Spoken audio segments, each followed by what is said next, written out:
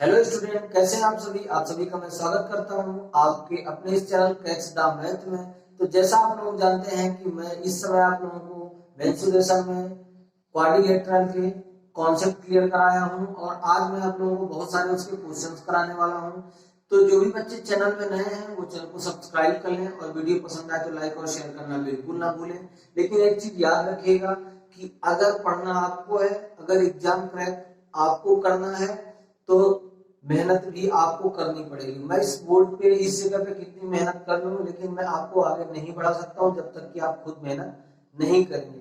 तो बिना देरी किए मैं आज आप लोगों के सामने चतुर्भुज के जितने भी क्वेश्चंस मेरे पास हैं वो मैं आज सॉल्व कराऊंगा और बचे हुए क्वेश्चंस मैं अगली वीडियो में सॉल्व कराऊंगा।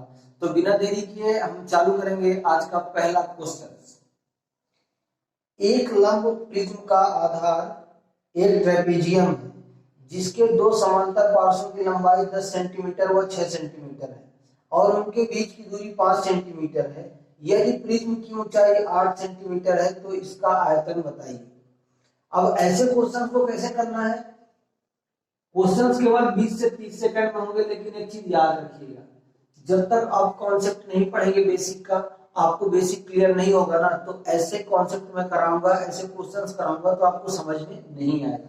सो प्लीज पहले आप बेसिक क्लियर करिए, उसके लिए पिछली वीडियो देखिए, उसमें सर्च करिए कैच द मैथ चैनल का नाम, और फिर आप पॉलीगन का हो या फिर किसी का भी हो, पहले कॉन्सेप्ट देखिए बाद में क्वेश्चंस करिए।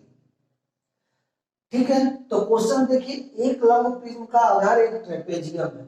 अब ट्रेपेजियम का मतलब क्या है? समलंब चतुर्भुज।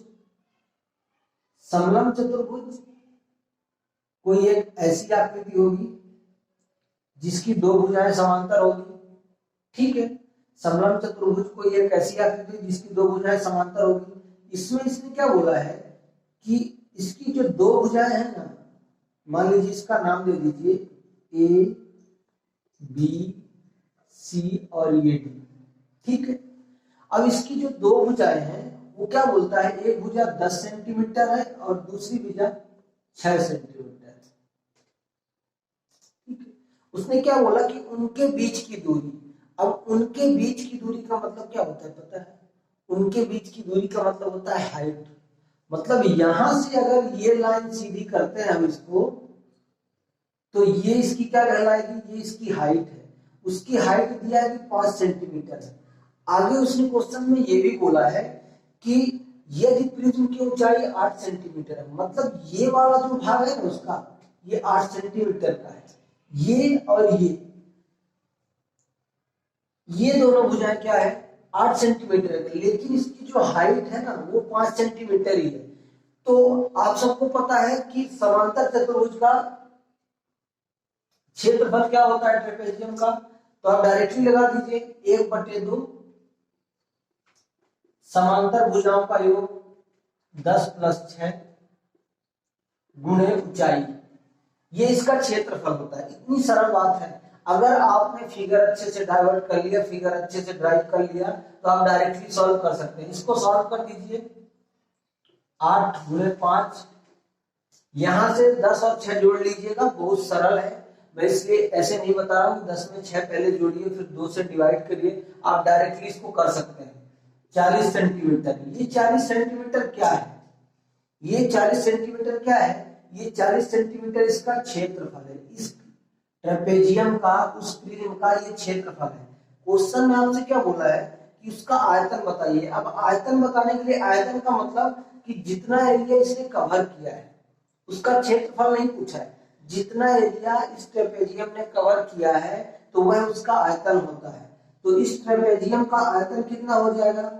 कुछ नहीं करना है, क्षेत्रफल कितना है आपके पास? 40 है। क्षेत्रफल का जो प्रिज्म की ऊंचाई है, जो इस ट्रेपेजियम प्रिज्म की ऊंचाई है, उसका मल्टीप्लाई कर दीजिए, डायरेक्टली आपके पास 320 सेंटीमीटर क्यूब। अब मैं बता रहा हूं कि अगर आयतन है तो ऑलवेज सबको पता होना चाहिए, जिसको नहीं पता वो जान ले। आयतन है तो वो क्यूब में होगा, क्षेत्रफल है वो स्क्वायर में होगा। तो ऐसे इस क्वेश्चन को कर सकते हैं। और ये आरआरसी ग्रुप डी में आया हुआ क्वेश्चन है, ये क्वेश्चन आरआरसी ग्रुप डी में आया हुआ है। ठीक है, 2018 में ये क्वेश्चन पूछा जा चुका है। ठीक, तो मैं इसलिए ऐसे कंटेंट करा रहा हूँ कि जो भी बच्चे रेलवे में बैठ रहे हैं ना, तो ऐसे क्वेश्चन आते हैं तो वो लोग डायरेक्टली कर पाएंगे और कुछ भी इससे बाहर नहीं आता है। ये क्वेश्चन उस शिफ्ट में लेंदी था, इसलिए मैंने लिया है। ठीक है, और मैं बता रहा हूं कि जब तक आप नोट्स नहीं बनाएंगे तो आपको रिवीजन करने में, दोबारा रिवाइज करने में दिक्कत होगी, इसलिए नोट्स बनाइए। और वीडियो एक बार पसंद समझ में नहीं आती है तो उसको आप दोबारा वॉच करिए। अगर दोबारा वॉच करेंगे तो आपके समझ में आएगा कि कंटेंट एक्चुअल क्या है। क्लियर है? नेक्स्ट क्वेश्चन, यदि 20 सेंटीमीटर ऊंचाई वाले एक समलंब प्रिज्म का आधार 14 सेंटीमीटर व 18 सेंटीमीटर के विकर्णों वाला एक समचतुर्भुज। अब ऐसे क्वेश्चंस लिख दिया है ना, ऐसे क्वेश्चन लिखा है, लगता है कि 20 सेंटीमीटर ऊंचाई है कि आधार है।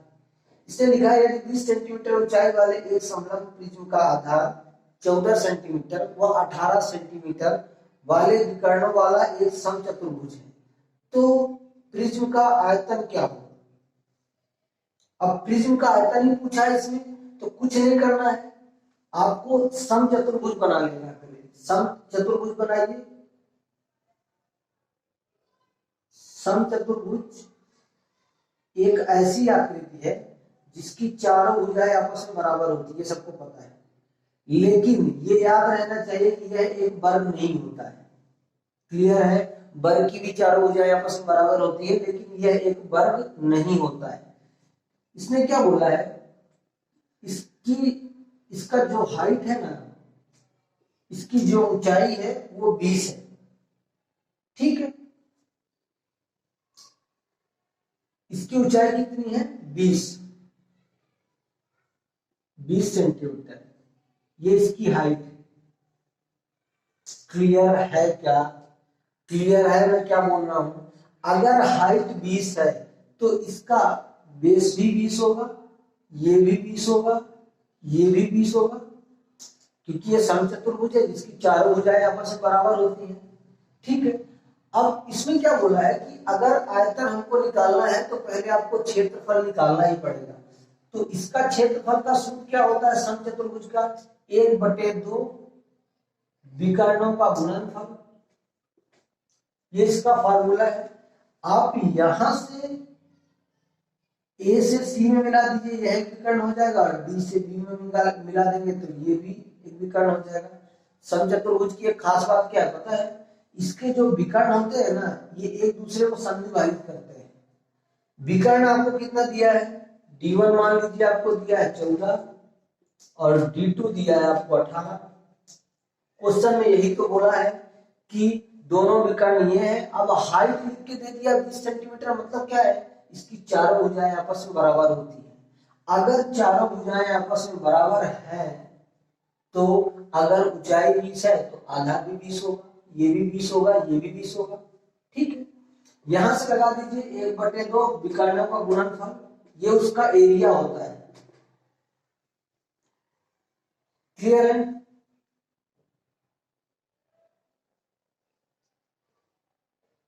काट दीजिए, 2 से काट दीजिए 9 में, और ये कितना हो जाएगा? 126 सेंटीमीटर स्क्वायर। ये उसका क्या होता है? यह उसका क्षेत्रफल है। किसका? इस समचतुर्भुज का, इस रोम्बस का यह एक क्षेत्रफल है। ठीक है, अब अगर मैं आपसे आयतन की बात करूं, इसके वॉल्यूम की बात करूं, इसका वॉल्यूम क्या होगा कि वह कितनी एरिया घेरे हुए है। ठीक है, तो उसका अगर वॉल्यूम पूछेगा तो क्या करना है? 126 गुणे आप 20 कर दीजिए, डायरेक्टली आप निकाल सकते हैं। काट दीजिए, सॉरी मल्टीप्लाई करते, 20 छक्का 120, शून्य 12 हो जाएगा, 20 गुना 40 12 52, 2 हासिल 5, 20 से कम 20, 5 25, 2520 सेंटीमीटर क्यूब, यह उसका आंसर होगा। क्लियर है? तो ऐसे क्वेश्चंस निकल के आ रहे हैं, इसीलिए मैं डायरेक्टली 2 क्वेश्चन ऐसे करा दी हूं ताकि आप लोगों को समझ में आए। और मैं अगेन रिपीट कर रहा हूं कि जब तक आप प्रैक्टिस नहीं करेंगे तब तक आप आगे नहीं बढ़ेंगे। प्रैक्टिस करिए, उससे ही कोई भी इंसान परफेक्ट हो सकता है, अदरवाइज कुछ भी ऑप्शन नहीं है। क्लियर है? नेक्स्ट क्वेश्चन, और मैं क्वेश्चन ही कराऊंगा आज, कॉन्सेप्ट मैंने पिछले वीडियो में पूरा करा दिया है। कैसे कैसे कॉन्सेप्ट से क्वेश्चन आ रहे हैं वो भी मैं दिखा रहा हूँ। ये तो सिर्फ फार्मूला बेस्ड है, जो मैंने कॉन्सेप्ट कराया उससे भी आ रहे हैं वो मैं दिखाऊंगा, ठीक है। नेक्स्ट क्वेश्चन लिखिए, एक समचतुर्भुज का परिमाप 40 मीटर है और एक कोण 60 डिग्री है, तो समचतुर्भुज का क्षेत्रफल बताइए। अब ये कॉन्सेप्चुअल क्वेश्चन है।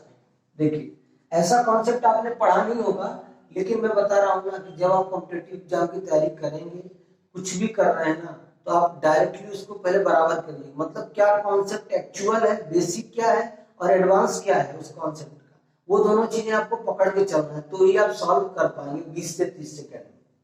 इसमें क्या बोला है, एक समचतुर्भुज है, बना लीजिए। इसका इसमें परिमाप बोला है ना कि इसका इसमें परिमाप 40 मीटर। अगर मैं बोल देता हूं कि इसका परिमाप जो है ये 40 मीटर है, तो परिमाप का मतलब क्या होता है कि अगर ये एक बिंदु ए है, इस ए बिंदु से बी जाने में और बी से सी जाने में, सी से डी जाने में और डी से वापस आने में जितनी दूरी तय की गई है वह उसका परिमाप होता है। कोई भी आकृति हो, कोई भी पॉलीगन हो, कोई भी बहुभुज हो, किसी भी बहुभुज में जितनी आकृति, जितनी दूरी हम डिस्टेंस तय करते हैं वह उसका परिमाप होता है, ठीक है। तो अगर परिमाप हमारे पास 40 मीटर दिया है, मैं बोल देता हूं आपसे, परिमाप हमारे पास 40 मीटर है, तो सबको पता है कि समचतुर्भुज की चारों भुजाएं बराबर होती है, मतलब इसकी भुजाएं 10-10 मीटर की हो जाएगी। क्लियर? लिख दीजिए, भुजाएं इसकी 10 मीटर की हो गई, 10-10 और ये 10, ठीक है। क्वेश्चन में क्या बोला है कि अगर इसका एक कोण 60 डिग्री है, अगर इसका एक कोण 60 डिग्री है, तो मैंने आपको अपने बेसिक कॉन्सेप्ट में ये चीज क्लियर किया है कि अगर आपके पास दो भुजाएं दी गई है, आपके पास दो भुजाएं दी गई हैं और उनके बीच का कोण दिया गया है, तो आप किसी भी पॉलीगन का, किसी भी बहुभुज का, चाहे वो त्रिभुज हो, चाहे चतुर्भुज हो, चाहे पंचभुज हो, चाहे अष्टभुज हो, उसका क्षेत्रफल कैसे निकालेंगे वो मैंने आपको सिखाया ऑलरेडी। मैंने क्या सिखाया आपको कि उसका एरिया निकालने के लिए, उसका क्षेत्रफल निकालने के लिए जिसकी दो भुजाएं दी गई हैं और उनके बीच का कोण दिया गया है, तो मैंने दिया है a² sin थीटा। ये उसका फार्मूला होता है किसका, जिनके किसी भी पॉलीगन में, किसी भी बहुभुज में दो भुजाएं दी गई हैं, उनके बीच का कोण दिया गया है, तो उसके लिए ये फार्मूला लगता है, ठीक है। इसका क्षेत्रफल निकाल दीजिए, a² कितना हो जाएगा 100 और गुणे 60 डिग्री बोला है तो sin 60 कर दीजिए, 60 डिग्री sin 60 डिग्री, sin 60 का मान कितना होता है √3/2 कर दीजिए आप, तो यहां से कितना निकल के आ जाएगा 100 √3/2। ये क्या है, ये इसका क्षेत्रफल है, किसका, इस समचतुर्भुज का, कि अगर आपके पास दो भुजाएं दी गई हैं और उनके बीच का कोण दिया गया तो ये फार्मूला लगता है। आंसर कितना आ जाएगा 50√3। अब इसको काटने की कितना जरूरत नहीं, 2 से इसको काटो 100। छोटी छोटी चीजें हैं, ये आपको आनी चाहिए। अब ये है इसका आंसर है। ये मैंने कॉन्सेप्ट अपने उसमें कराया हुआ है, तो आप लोग जाइए और प्लीज बात करिए। जिसने भी नहीं देखा है वो जाके जरूर देखे। एग्जैक्ट ऐसी क्वेश्चन आपके एग्जाम में निकल के आएंगे। और मैं अगेन रिपीट कर रहा हूँ कि अगर आप आज नहीं पढ़ रहे हो, तो आज अगर शुरुआत नहीं कर रहे हो तो कल भी शुरुआत आपको ही करना है। ये चीज आपको माइंड में सेट करके रखना है। जो आज आप नहीं कर रहे हो, कल अगर आप करना चाहोगे तो शुरुआत आपको करना ही पड़ेगा, और शुरुआत आप ही करेंगे तो ही कुछ हो सकता है। क्लियर है? इसलिए जो कल शुरुआत कर रहे हैं वो आज ही शुरुआत करें। उससे क्या होगा, अपना कॉन्फिडेंस डेवलप होगा, प्रैक्टिस करेंगे, ऑलरेडी कॉन्फिडेंस आएगा और आप एग्जाम क्रैक कर पाएंगे। क्लियर है? क्लियर है? नेक्स्ट क्वेश्चन लिखिए, एक समचतुर्भुज एबीसीडी का परिमाप 60 सेंटीमीटर और कोण एबीसी 60 डिग्री है, तो क्षेत्रफल क्या होगा। देखिए सेम कॉन्सेप्ट है, पिछला जैसे था वैसे ही है, ठीक है। लेकिन इसमें थोड़ा क्या किया है कि जो एंगल दिया है ना, उसमें पूरा बोल दिया है एबीसी का। ये ए है, ये बी है, ये सी है और ये डी। ठीक है, यह एक समचतुर्भुज है, यह एक समचतुर्भुज है और इस समचतुर्भुज का परिमाप कितना दिया है?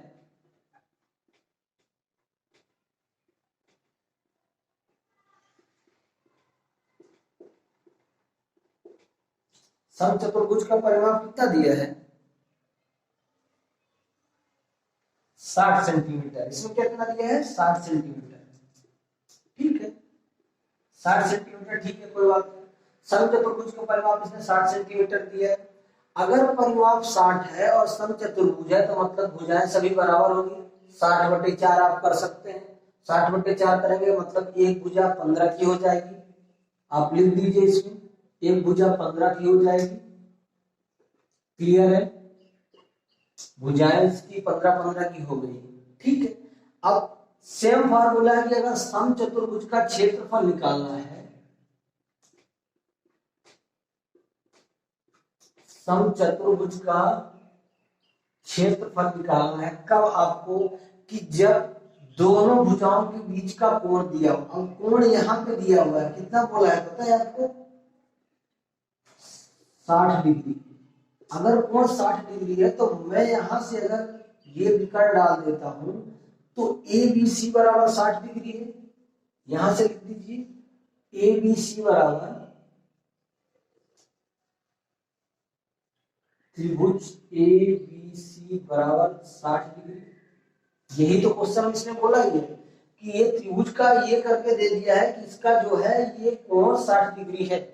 ठीक है, त्रिभुज एबीसी का कोण कितना है? 60 डिग्री। समचतुर्भुज का क्षेत्रफल, अगर इनके बीच का कोण दिया है, दोनों भुजाएं दी ही और उनके बीच का कोण दिया है, तो आपको समचतुर्भुज का क्षेत्रफल निकालने के लिए क्या करना है? मैंने बताया भुजा का स्क्वायर कर दीजिए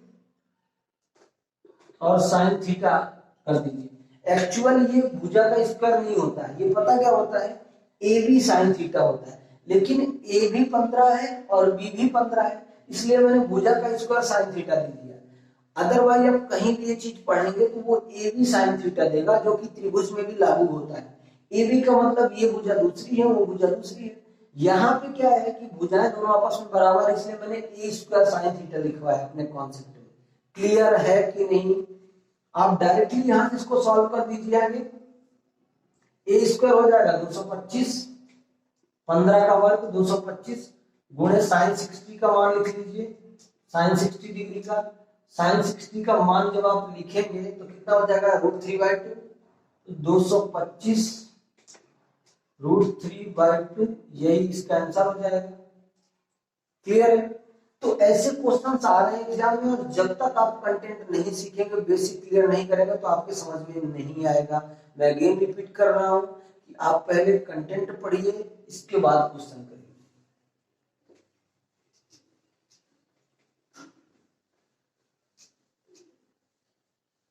तो मैं तो बोलना भूल जाता हूं, लेकिन आप लोग याद रखिएगा, जिनको वीडियो पसंद आए तो वो लाइक भी करें और शेयर भी करें। कम से कम 5-5 लोगों में शेयर करिए, जिससे जो भी बच्चे फ्री ऑफ कॉस्ट तैयारी करना चाहते हैं मैथ की, वो इस चैनल पे जुड़ पाए और फ्री ऑफ कॉस्ट मैथ का प्रिपरेशन कर पाए। ठीक है, नेक्स्ट क्वेश्चन। एक फर्श के आधे में बाड़ लगाने की लागत 759 रुपए। क्वेश्चन बहुत बढ़िया है, रेक्टेंगुलर क्वेश्चन है लेकिन 2D है तो मैंने ले लिया है। एक फर्श के आधे में बाड़ लगाने की कीमत 759 रुपए है। अब आधे में अगर बाड़ लगा रहा है तो ये 759 रुपए लगते हैं। देखना उसने क्या बोला है, यदि लंबाई 6 मीटर कम हो, यदि लंबाई 6 मीटर कम हो तो लागत 561 रुपए हो जाती है। तो मैं आपसे कह सकता हूं कि अगर लंबाई 6 मीटर कम है तो लागत कितनी हो जाती है? 561 रुपए, जो कि 6 मीटर के बराबर है। यही तो क्वेश्चन बोला है ना, 6 मीटर। मैं ऐसे इसलिए लिखता हूं ताकि आपको समझ में आए। मतलब रुपए को मीटर से कैसे कंपेयर कर दिया? कुछ कंपेयर नहीं किया मैंने ये किया है कि फर्श के आधे में अगर बाड़ लगाते हैं तो 759 रुपए खर्च आता है, और 6 मीटर कम लंबाई है तो 561 रुपए का खर्च आता है। तो ये जो दोनों का डिफरेंस है ये 6 मीटर के ही तो बराबर है, यानी कि 198 रुपए जो है उसका डिफरेंस 6 मीटर के बराबर है। तो 1 मीटर में ये निकल के आ जाएगा यहां से, क्लियर है। तो यहां से 1 मीटर का निकल के जब आएगा कि 1 मीटर बाड़ लगाने में प्रति मीटर कितना खर्च आएगा, तो कितना आ जाएगा 33 रुपए, और यही आपका आंसर। कितनी सरल भाषा में समझाया हूं, आप डायरेक्टली ये चीज देख सकते हैं। पहले इसने बोला है कि फर्श के आधे में अगर मैं बाड़ लगाता हूं तो 759 रुपए खर्च आता है, अगर लंबाई 6 मीटर कम कर देता हूं तो 561 रुपए का खर्च आता है। तो मतलब ये जो दोनों का डिफरेंस है वो 6 मीटर की लागत के ही तो बराबर है, और वही मैंने किया कि 198 रुपए डिफरेंस है, मैंने 6 मीटर की लागत के बराबर कर दिया है। और तो 1 मीटर की लागत की निकल के आ जाएगी, 1 मीटर की लागत अगर हमको निकालना है तो 198/6 कर दिया, और वही 33 रुपए आपका आंसर आ गया। वही क्वेश्चन में आपसे पूछा था, ओनली 20 सेकंड का क्वेश्चन है। जब तक आप डायरेक्टली नहीं बनाएंगे कंटेंट आपके समझ में नहीं आएगा। क्लियर है? क्लियर है? Next question. कुछ नहीं है क्वेश्चन में, कुछ भी नहीं रहता, बस आप क्या होता है कि जो हम एग्जाम में जाते हैं तो हमारे ऊपर प्रेशर रहता है, और उस प्रेशर की वजह से हमको क्या होता है कि क्वेश्चन लेंथी लगने लगता है और करने में इजी फील नहीं करते, कंफर्टेबल फील नहीं करते, इसलिए क्वेश्चन नहीं हो पाते। क्लियर है? समचतुर्भुज के विकर्ण 8 सेंटीमीटर व 6 सेंटीमीटर है, तो इसका परिमाप बताइए। अब देखिए ये क्वेश्चन सिर्फ एक लाइन का है लेकिन लेंथी है क्वेश्चन। समचतुर्भुज है, मान लीजिए ये एक समचतुर्भुज है, इसने क्या बोला है, एबीसीडी में मान लेता हूं, इसने क्या बोला है कि इसके जो दो विकर्ण है वो 8 सेंटीमीटर और 6 सेंटीमीटर के हैं, ठीक है। तो इसका परिमाप बताइए। तो मैं क्या करता हूं, इसमें एक आइडिया लगाता हूं, ठीक है, आइडिया के थ्रू आपको बताता हूं। अगर समचतुर्भुज है तो इसके विकर्ण एक दूसरे को आपस में समद्विभाजित करेंगे, ये बात है। अगर ये इस चतुर्भुज का केंद्र बिंदु में मान लेता हूं तो यहां से ये जो विकर्ण आधा है और ये दोनों आधा है एक दूसरे को समद्विभाजित करेंगे, मतलब इससे इसकी दूरी आधा है और इससे इसकी दूरी आधा है, ठीक है। तो पहले क्या बोला उसने कि जो विकर्ण है एक 8 का है, तो 8 की दूरी यहां से यहां तक की होगी, तो यहां से यहां तक की दूरी कितनी हो जाएगी, 4 नहीं हो जाएगी क्या? क्लियर है? यहां से यहां तक की दूरी अगर 6 सेंटीमीटर है दूसरे विकर्ण की, तो यहां से यहां तक की दूरी 3 नहीं हो जाएगी क्या? अब कुछ नहीं रखा है, समचतुर्भुज के विकर्ण एक दूसरे को 90 डिग्री पर काटते हैं, ये भी मैंने कॉन्सेप्ट आपको सिखाया है। एक दूसरे को 90 डिग्री पर काटते हैं, ठीक है। अगर समचतुर्भुज के विकर्ण एक दूसरे को 90 डिग्री पर काटते हैं तो मैं बोल देता हूं त्रिभुज AOBB। सिर्फ ये चीज मेरी समझिए, त्रिभुज AOB में मैं क्या करता हूं, कर्ण का वर्ग अन्य दो भुजाओं के वर्गों के योगफल के बराबर होगा।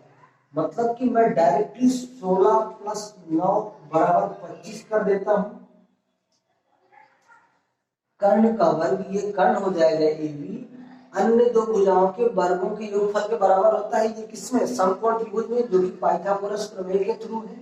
और पाइथागोरस प्रमेय में एक चीज और है कि अगर ये 4 है ये 3 है तो ये डायरेक्टली 5 होगा, ये ट्रिपलेट बनाते हैं।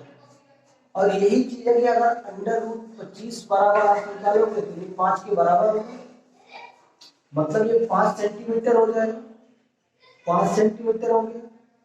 क्वेश्चन आपसे क्या बोलता है कि अगर ये 5 है तो ये भी 5 होगा, ये भी 5 होगा, ये भी 5 होगा, क्योंकि ये समचतुर्भुज है और इसकी चारों भुजाएं आपस में बराबर होती है। मतलब कितना निकल के आ जाएगा आपके पास, 20 सेंटीमीटर। ये इसका क्या हो जाएगा, ये इसका परिमाप है, इस समचतुर्भुज का परिमाप है 20 सेंटीमीटर। इतनी सरल भाषा में बताया हूं, ये मैंने अपने वीडियो में ये कंटेंट सिखाया हुआ है, आप लोग देखिएगा जरूर। ये चीजें यहीं से निकल के आ रही जो मैं आपको सिखा रहा हूं। बेसिक क्या कहता है, बेसिक में मैंने आपको एक फार्मूला बताया है कि 4a² बराबर, ये फार्मूला है d1 का स्क्वायर प्लस d2 का स्क्वायर। ये मैंने फार्मूला बताया अपने कंटेंट में, ये भी बताया मैंने, इसको इसलिए बताया ताकि आपको समझ में आ जाए। और ये मैं बता रहा हूं, ये चीजें फार्मूला बेस्ड है, ठीक है। ए निकालना है, ए भुजा है जो कि कर्ण के बराबर है, ए भुजा है जो कर्ण के बराबर है। आप डायरेक्टली इसको कर सकते हैं, 4 ए स्क्वायर बराबर d1 कितना है 8 और d2 कितना है 6, तो d1 का स्क्वायर 8 गुणे 8 और d2 का स्क्वायर 6 गुणे 6, ठीक है। यहां से ये हो जाएगा, आप खुद निकाल लीजिए, ए स्क्वायर बराबर क्या हो जाएगा 64, यहीं से जोड़ दीजिए आप 64, सॉरी ना ये प्लस होगा 64, 8 का 8 में गुणा करेगा तो 64 और 6 का 6 में करेगा तो 36, तो 64 और 36 कितना हो जाएगा 100, 100 बटे हो जाएगा 4, तो ए स्क्वायर बराबर अंडर रूट 25, ये हो जाएगा यहां से ए स्क्वायर बराबर अंडर रूट 25, तो ए बराबर हो जाएगा 5, और यही आपका आंसर नहीं है, सॉरी ये तो भुजा निकल के आई है। अब आपसे परिमाप जब पूछ लेता है कि इसका परिमाप बताइए, तो परिमाप क्या होता है, चारों भुजाओं का योग ही तो परिमाप होता है, तो 4 गुणे 5 आप डायरेक्टली कर सकते हैं, 20 कर दीजिए, ये आपका आंसर है। तो आप फार्मूला से भी कर सकते हैं 2 लाइन में, और ये ज्यादा सरल मुझे लग रहा है। अगर ट्रिपलेट आपको बनाना आ रहा है कि पाइथागोरस का ट्रिपलेट क्या है, तो वो आप डायरेक्टली कर पाएंगे, बट आपको ट्रिपलेट आना चाहिए, समचतुर्भुज का कॉन्सेप्ट पता होना चाहिए, तो ये आप कुछ कर पाएंगे। अदरवाइज आप फार्मूला दे सकते हैं 4 स्क्वायर बराबर d1 का स्क्वायर प्लस d2 का स्क्वायर। क्लियर है? कॉन्सेप्ट बेस्ड है और फार्मूला बेस्ड, मैं दोनों इसलिए पढ़ा रहा हूं कि फार्मूला से भी समझिए और बेसिक समझ में आ जाए तो बहुत अच्छा है, क्योंकि बेसिक से फार्मूले बने हुए हैं, दूसरा कुछ भी नहीं फार्मूले में, ठीक है। नेक्स्ट क्वेश्चन, एक समांतर चतुर्भुज का आधार इसकी ऊंचाई से दोगुना है। यदि समांतर चतुर्भुज का क्षेत्रफल 196 वर्ग मीटर है तो इसकी ऊंचाई क्या होगी? अब कुछ नहीं करना है, समांतर चतुर्भुज का जो क्षेत्रफल है ना वो कितना होता है लिख लीजिए, समांतर चतुर्भुज का क्षेत्रफल, समांतर चतुर्भुज का क्षेत्रफल कितना होता है, आधार गुणे ऊंचाई होता है, आधार गुणे ऊंचाई होता है। समांतर चतुर्भुज का क्षेत्रफल आधार गुणे ऊंचाई है। इसमें क्या बोला है कि जो चतुर्भुज का आधार है वो ऊंचाई का 2 गुना है, तो अगर आपने हाइट x मान लिया तो बेस इसका 2x हो जाएगा। क्लियर है? और यही तो क्वेश्चन में बोला है कि आधार गुणे ऊंचाई बराबर 196 वर्ग मीटर है, मतलब उसका जो एरिया क्या होता है, एरिया कितना हो जाता है base into height, base into height होता है इसका। समांतर चतुर्भुज का क्षेत्रफल बेस कितना है आपका 2x इंटू एक्स स्क्वायर से लिख लीजिए, 2x इंटू एक्स बराबर कितना हो जाएगा 196, इसके ही बराबर है, मतलब क्षेत्रफल ऊंचाई के और आधार के 2 गुना के बराबर है, ठीक है ना। जो आधार है वो ऊंचाई का 2 गुना है और वही उसका क्षेत्रफल है, तो यहां से निकल के आ जाएगा आपका 2x स्क्वायर बराबर 196। क्लियर है? अगर ये 2x स्क्वायर बराबर 196 है तो x स्क्वायर बराबर 98, x स्क्वायर बराबर 98 है। अब इनको कैसे करना है, ये चीज आपको प्रैक्टिस से आएगी, जब आगे आप करेंगे कि x बराबर अगर आपको निकालना है तो अंडर रूट कर दीजिए।